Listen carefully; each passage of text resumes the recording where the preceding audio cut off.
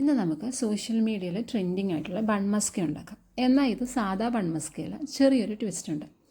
Actually എനിക്കിതിൻ്റെ recipe അറിയില്ലായിരുന്നു. ഞാൻ യൂട്യൂബിൽ സെർച്ച് ചെയ്ത സമയത്ത് എനിക്ക് കിട്ടിയ റെസിപ്പിയിൽ വലിയ പുതുമയൊന്നും ഉണ്ടായിരുന്നില്ല. അപ്പോൾ ഞാൻ ChatGPT അടുത്ത് ചോദിച്ചു. അപ്പോൾ പുള്ളി എനിക്ക് ഒരു റെസിപ്പി പറഞ്ഞു തന്നു. ഈ ബൺ മസ്കയിലെ മസ്ക എന്ന് പറയുന്ന സംഭവം ജസ്റ്റ് മിക്സ്ചർ ഓഫ് ബട്ടറാണ്. അതിനകത്തേക്ക് നമ്മൾക്ക് പല ഫ്ലേവർ ചെയ്യാൻ പറ്റും. അങ്ങനെ പുള്ളി തന്നെ എനിക്ക് സജസ്റ്റ് ചെയ്തതാണ് സിനമൺ ബൺ മസ്ക. അപ്പം ഇന്ന് അത് ട്രൈ ചെയ്യാമെന്ന് വിചാരിച്ചു.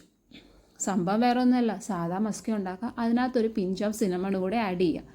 ഞാനിന്ന് കടയിൽ നിന്ന് മേടിച്ചിട്ടുള്ള ബണ്ണാണ് എടുത്തിട്ടുള്ളത്. അതിനകത്ത് 4 പീസ് ഉണ്ടാവാറുണ്ടല്ലോ, അതിനകത്ത് 2 എണ്ണം ഞാൻ റോസ്റ്റ് ചെയ്തിട്ടും 2 എണ്ണം റോസ്റ്റ് ചെയ്യാണ്ടുമാണ് ഉണ്ടാക്കിയിട്ടുള്ളത്.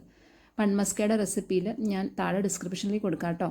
ഞാൻ ഇതിൻ്റെ കൂടെ പെയർ ചെയ്യുന്നത് ഇലൈച്ചി ടീ ആണ്.